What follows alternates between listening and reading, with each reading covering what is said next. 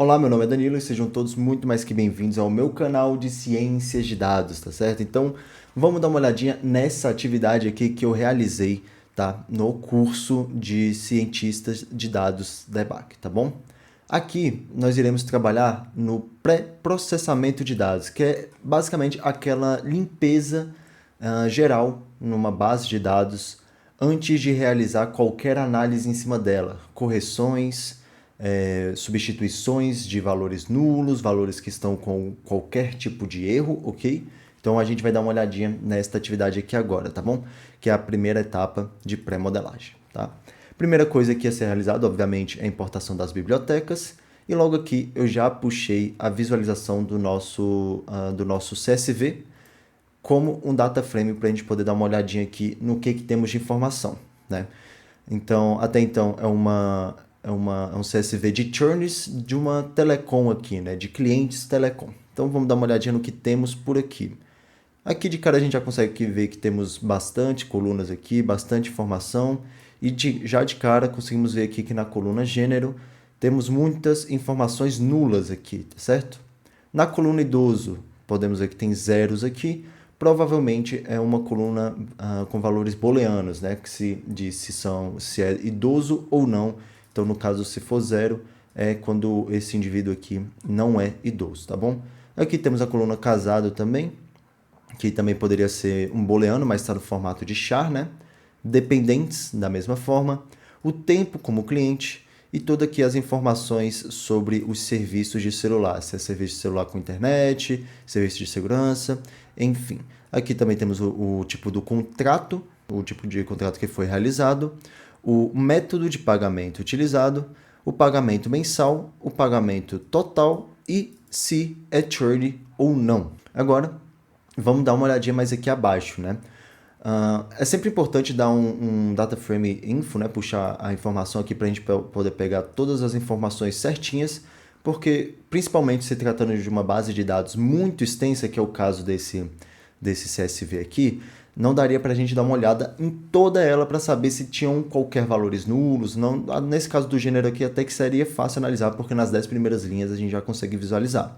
Mas, a depender da situação, a gente não consegue ver só dando uma olhada geral aqui, né? Então a gente dá um ponto info aqui para a gente dar uma olhada em todas as colunas.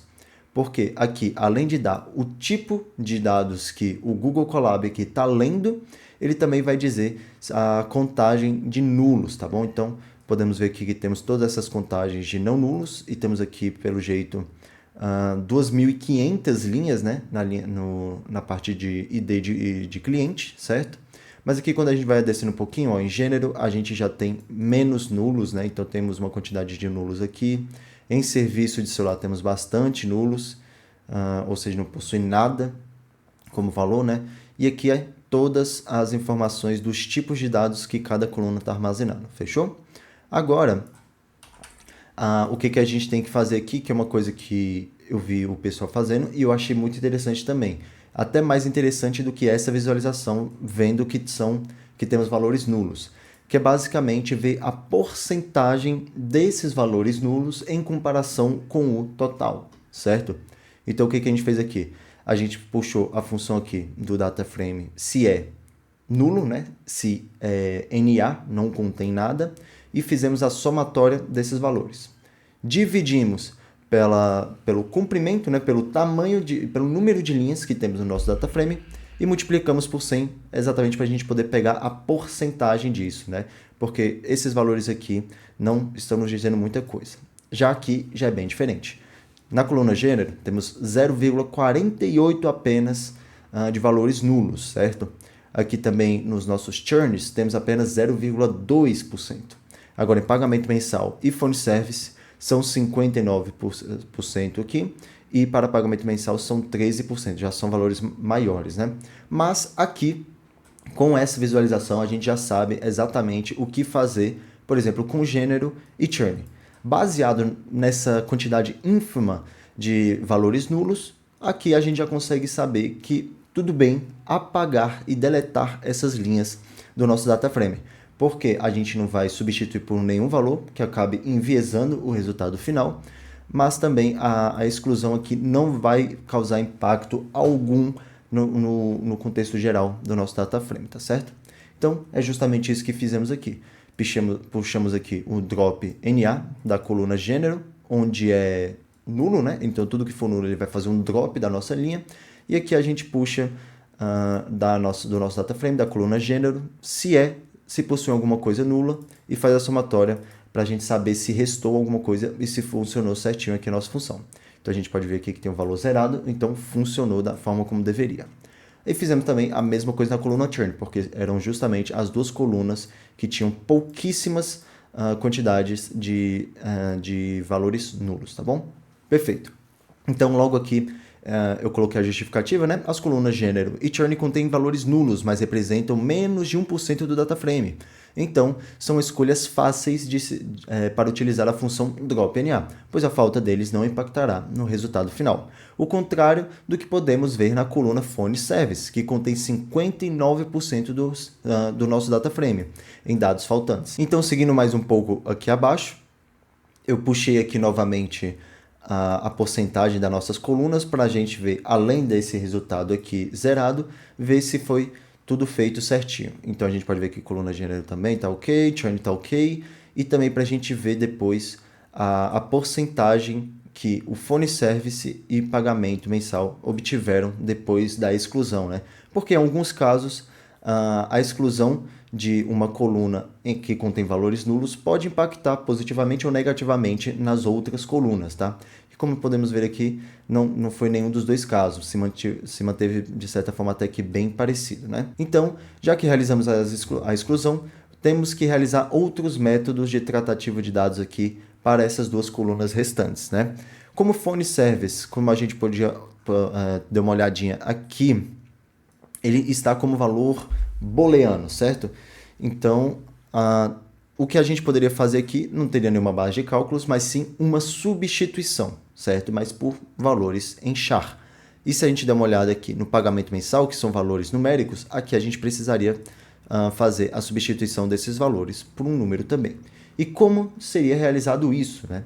Então, vamos dar uma olhadinha nesses dois casos. Primeiramente, eu fiz um plot de um gráfico aqui para o nosso Phone Service, para a gente poder ver a distribuição entre o que temos de não e sim do nosso data frame. Podemos ver aqui que é uma quantidade massiva de pessoas que têm o serviço telefônico, enquanto é uma quantidade muito pequena aqui de pessoas que não contêm serviço telefônico, né? Eu puxei até aqui uma contagem em porcentagem no data frame geral para a gente saber a quantidade dessas pessoas. Podemos ver que são 91% de sim e 8,5% de não, correto? Então, já até adicionei aqui esse detalhezinho para a coluna Phone Service, que é a que possui a maior quantidade de dados faltantes. Percebemos uma grande discrepância entre a distribuição de seus valores. O data frame possui muito mais valores yes, o que significa que poderíamos substituir os valores nulos por yes sem causar grande impacto. Porque se a gente adicionasse no nosso data frame muitas pessoas na coluna não, a gente estaria enviesando o nosso data frame. O que a gente tem que fazer é basicamente manter ou tentar manter a proporção. Se a gente adicionar muitas pessoas aqui dos valores nulos que não possui serviço telefônico, a gente estaria aumentando consideravelmente essa distribuição, o que faria com que a gente perdesse essa porcentagem aqui e não faria sentido. Então, neste caso, o mais indicado seria fazer a substituição dos valores nulos por yes, perfeito? Que foi, então, basicamente o que eu fiz. Puxei aqui o fio NA da coluna Phone Service, substituindo os valores nulos por sim, certo? E aqui eu puxei novamente um is NA para fazer a somatória e ver se temos aqui alguma diferença. Obviamente, sempre bom verificar após cada mudança.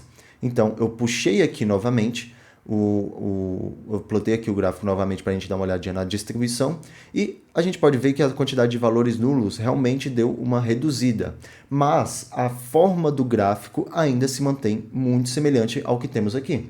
Por mais que tenhamos uma quantidade de pessoas muito grandes aqui na coluna Yes, era basicamente o que tínhamos anteriormente, perfeito?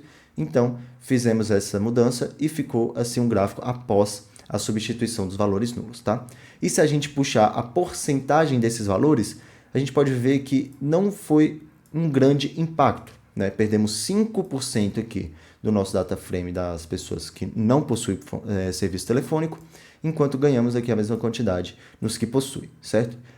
De novo, esse aqui foi um método que eu achei interessante de se fazer, principalmente para manter semelhante a distribuição entre o antes e o depois. Tá bom? E eu acabei colocando uma nota aqui que é bem interessante. Uma opção válida também seria utilizar o drop coluna, ou seja, remover aquela coluna completamente do nosso data frame. Como substituímos 59% dos valores nulos por sim, tivemos um grande aumento na divergência da distribuição de dados. Se isso for um problema no futuro, o recomendado será remover a coluna utilizando o método mostrado acima.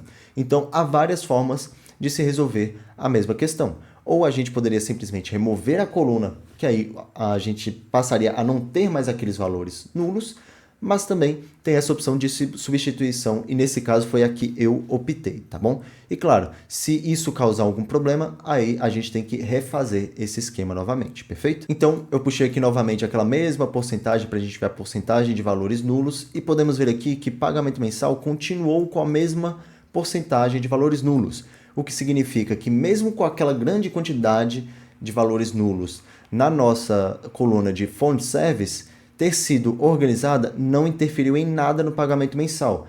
Em certos casos, como eu falei, resolver esse problema faz com que esse problema seja resolvido em algum dos casos, mas não foi o caso novamente. Então, precisamos agora resolver o problema do pagamento mensal, certo? O que eu fiz aqui? Eu tirei primeiro a média dos valores desta coluna pagamento mensal e também tirei a mediana para a gente saber se os valores estão equiparados, certo? Então a média pegou aqui 65,6, enquanto que a mediana pegou 71,45. Em certa forma, são valores que se aproximam bastante, né? Em comparação, levando em conta que são dados muito diversos, levando em conta que é um data frame muito grande, são valores que se equiparam, eles não estão se distanciando muito, o que significa que nosso data frame está bem equilibrado, tá? Outra forma de analisar isso também era puxar esse gráficozinho aqui, muito conhecido também, o box plot, perfeito? Isso aqui basicamente é para a gente dar uma olhada na distribuição de média, de mediana, dos quartis, para a gente dar uma olhada também e também verificar se possui algum outlier, tá? Que não é o caso daqui. Podemos ver que tem uma distribuição aqui mais ou menos da forma que a gente olhou aqui acima, tá? Então, isso aqui era para a gente dar só uma visualizada nos dados e ver o que poderíamos tirar disso, tá bom? O que eu fiz aqui foi basicamente puxar outro gráfico do pagamento mensal, só que no formato de histograma, para a gente ver se tem alguma coisa que possa ser organizado, se pode ter alguma interferência nesses valores aqui, por eles não estarem tão parecidos, e se a gente consegue fazer com que esses valores se aproximem, certo? Então, dando uma olhadinha aqui, o nosso gráfico aqui, ele tem uma grande quantidade de pessoas, entre 20 e 25, por aqui. Enquanto o restante do gráfico, ele se mantém um pouco mais parecido, certo? O que seria interessante da gente fazer aqui? Se a gente utilizasse todos esses dados aqui como métrica, para a gente poder fazer a substituição de algum valor, talvez essa pequena parte aqui do nosso histograma tivesse um peso muito grande no resultado final, certo? Então, fazer uma substituição com todos esses valores aqui, tirando a média, a mediana de todos esses valores aqui, faz com que tenha um peso muito grande nesta região aqui, certo? Porque tem um peso maior de valores nesta parte do gráfico. Então, o adequado seria verificar como seria se a gente removesse isso aqui da contabilidade, se a gente removesse essa primeira parte aqui do gráfico da contabilidade. Então, prosseguir aqui abaixo com os pagamentos que são maiores que 20, certo? E eu testei com 20, 25 e 30. E 30 para mim foi o mais satisfatório. Então, isso aqui basicamente tá, é É um valorzinho que a gente está pegando do nosso data frame, da nossa coluna mensal, onde os valores são maiores ou iguais a 30. E armazenando aqui nessa variável, perfeito? Tiramos também, então, a mediana, tá? Dessa nossa variável para ver o que conseguimos. Nossa mediana passou a ser 80,45. E tiramos, então, a média desses mesmos valores, dessa mesma base de dados, onde os pagamentos são maiores que 30, maiores ou iguais a 30. E chegamos aqui a 78%. Coloquei mais uma observação aqui. Selecionando os valores de pagamento mensal maiores ou iguais a 30, conseguimos obter valores melhores de mediana e média. Antes havia uma diferença de 5,8. Se utilizarmos os pagamentos maiores ou iguais a 30, a diferença entre média e mediana passa a ser 1,9. Então faz com que o nosso gráfico ele seja mais estável entre os valores, tá bom? Então é basicamente isso que nós iremos fazer. Nós pegamos aqui então a média maior que 30 como variável e armazenamos nela o valor da nossa média, tá? Então aqui a média maior que 30 contém o valor da média desse grupo de valores que nós selecionamos anteriormente. Enfim, a gente deu um fio NA no nosso data frame, na coluna pagamento mensal, dos valores do valor da média maior que 30, que foi isso aqui que fizemos aqui acima. Então, demos um df isNA para a gente dar uma olhada se houve algum erro, se está tudo certo. E pronto, tudo aqui foi solucionado em questão de valores nulos, tá bom? Verificando a média aqui e a mediana, chegamos então a 67 e a 77. Basicamente, essa primeira etapa de preencher os valores nulos foi concluída, tá tudo certinho. Não temos mais nenhuma coluna que possui qualquer valor nulo, perfeito, depois de todas as verificações.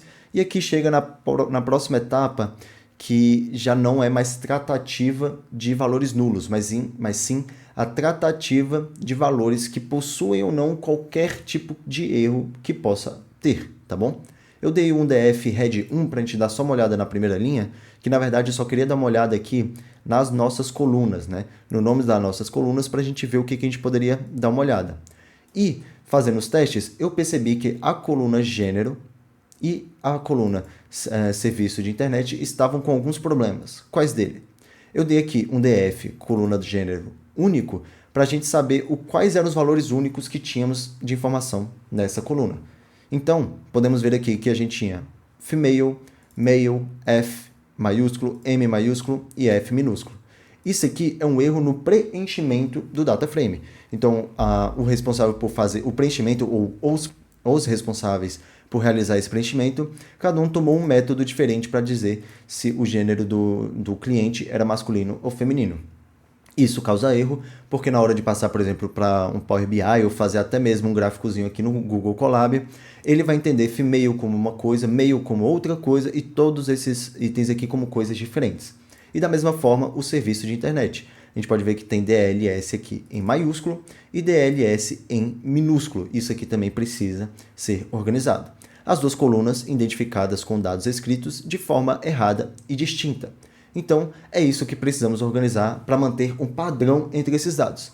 Então, puxei aqui o df gênero, a coluna do nosso data frame gênero vai receber os mesmos valores, só que a gente vai substituir onde tiver M por male, perfeito?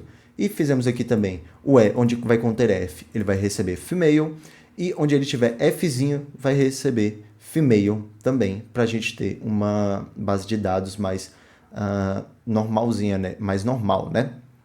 Perfeito. Então aqui a gente bota aqui o df unique, novamente para a gente ver os valores únicos que possuímos nessa coluna, e temos aqui agora female e male, tudo certinho também, sem aquela quantidade de valores ali que estava errado. Fizemos a mesma coisa então no nosso serviço de internet, mas nós fizemos diferentes. A gente não substituiu o valor, a gente apenas elevou, né, pode-se dizer assim, todas as letras da nossa coluna por maiúsculo, correto? Então a gente pegou aqui, a nossa coluna do nosso data frame recebe a mesma coluna, só que com a string upper, ou seja, tudo em caps lock, tudo em caixa alta, tá? Então colocamos aqui mais uma vez serviços de internet únicos e temos DLS, No e fibra ótica, tá bom? Então a gente resolveu esse problema aqui dessa forma também, colocando tudo em caixa alta, para resolver esse problema dos dois DSL que estavam em letras maiúsculas e letras minúsculas, tá bom? Essa parte aqui já é uma parte extra, né, como está dizendo aqui na própria questão, que é só para a gente poder manter um padrão. Manter padrões dentro de análise de dados é muito importante, tanto que é necessário fazer este tipo de ajuste aqui, correto? Passar tudo para F, tudo para M, tudo da forma correta. Manter padrão é muito importante dentro da análise de dados e dentro das ciências de dados, tá? Então, organizar as colunas, o nome das colunas é importante também, para que não fique confuso. Então temos aqui Customer ID, gênero idoso, casado, dependents, tempo com cliente, phone service. Temos aqui dois tipos de línguas diferentes para descrever as informações do nosso data frame, né? Então eu decidi aqui pela maioria, certo? O mais correto, obviamente, seria colocar tudo em inglês, porque as informações do nosso data frame eles estão em inglês. Mas como estava na maioria aqui, e eu que estava mexendo nesse data frame, vamos falar assim, eu resolvi colocar o nome das colunas em português mesmo, porque eram menos, né? Então temos aqui Customer ID, Dependents, Phone Service, deixa eu ver se tem mais algum tipo de... Pay and Methods e só. Então temos essas coluninhas ali que eu achei interessante colocar elas para português, tá bom? Então a forma correta de se fazer é simplesmente dar um df, rename, o nome da coluna e pelo que você quer substituir. Então eu peguei aqui a coluna Customer ID, botei ID cliente, seguindo o padrãozinho de underline aqui que temos nas outras colunas. Aqui Dependents, botei dependentes, Phone Service, serviço celular, Payment Methods, botei método pagamento, perfeito? E dei um df aqui para a gente dar uma visualizada no nosso data frame e tudo certinho com todas as colunas organizadas aqui com a mesma língua, tá bom? Com o mesmo idioma. No nosso data frame não possuímos mais valores nulos, organizamos das melhores formas que eu achei cabível.